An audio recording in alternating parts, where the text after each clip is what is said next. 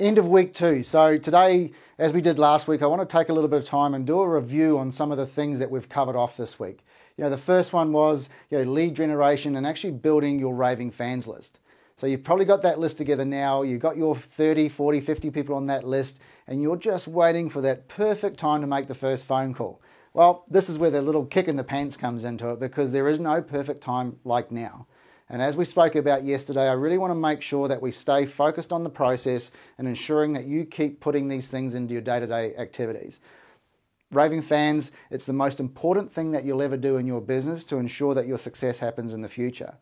So the other thing I want to give you a little bit of a heads up on, and this is a wake-up call, if you have actually started making your phone calls to your raving fans, you've made 3-4 phone calls to that one person who still hasn't responded to your message, there's a good chance you need to remove them from your list.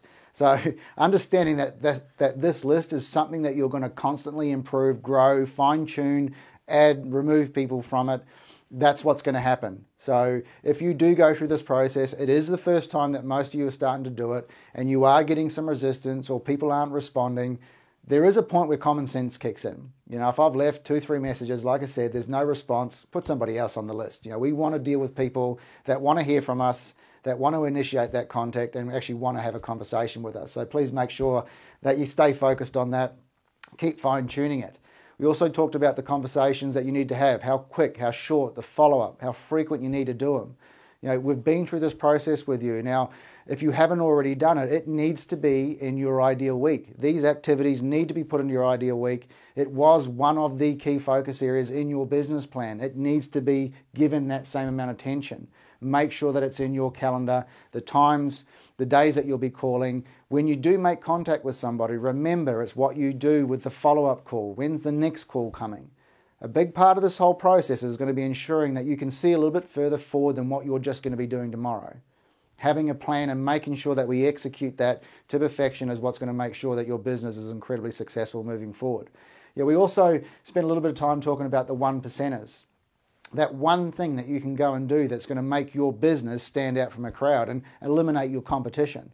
So make sure that you think about that. You've got a list that you've downloaded from the website that'll actually give you some ideas. And a big part of what we do is actually just to get the brain working, because you've got great ideas built up inside your brain, and we're trying to get them out. We're trying to get them out on the table so that we can actually do something with it. So have a look at that list. Come up with your own.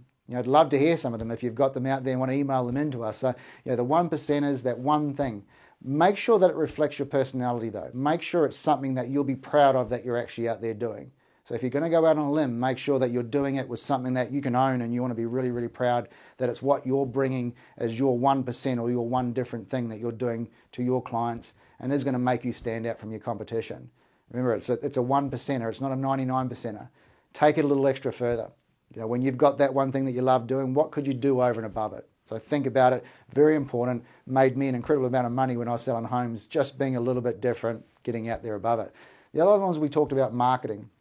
And there was a reason why I brought that up so early on in the process, is that you will get success very, very quickly from completing this program. The key word in that was completing it, not just dabbling in it once a day, having a go at some things. If you complete it, you will build a phenomenally successful real estate career. And the reason I wanted to talk about the marketing is that with anybody that I've ever worked with in my career before, that when they start getting an element of success, we feel like we start to reach for more. We start reaching for other things that we can add to our business. Common sense, people, on this one is if you stick with what works and start adding things to that as they are needed, your business will grow phenomenally. Make sure that you have that platform in place. And the reason I brought up the marketing was because we have grandeur of doing marketing flyers that will change our business. Stop thinking about it right now. We'll give that to you later down the track when the business warrants it and when it can sustain and actually benefit from sending out a flyer that's going to promote you and your business. So we've had a great week this week. Next week's going to be incredibly exciting because you're going to be given some of the best prospecting things that I ever did in my career that generated a huge amount of business. But you now currently have the platform. You have the basics. You have the business plan. You have all 4 wheels on the car, as I like to call it. You're ready to start firing along on your business. Next week's going to be pretty powerful. But as your task this week, as I sit here, I would love to think that every single one of you has called every one of your raving fans. Reality of it is, no, you haven't. So you've got 2 days to make damn sure that you've called every single person on your list so that when we meet next week and we start putting in place the best prospecting activities you could ever do, at least you can be honest with yourself and say that you've done the first 2 weeks to its perfection. You know, if you've got a list of 50 people, calling 48 is a failure in my book. You've got 50, call 50. We're going to teach you a completion mentality. So be honest with yourself. You've got 2 days, 50 phone calls. How long can it take? Look forward to seeing you next week. Like I said, some great prospecting activities. Get a good break over the weekend. Make those phone calls and I'll see you next week.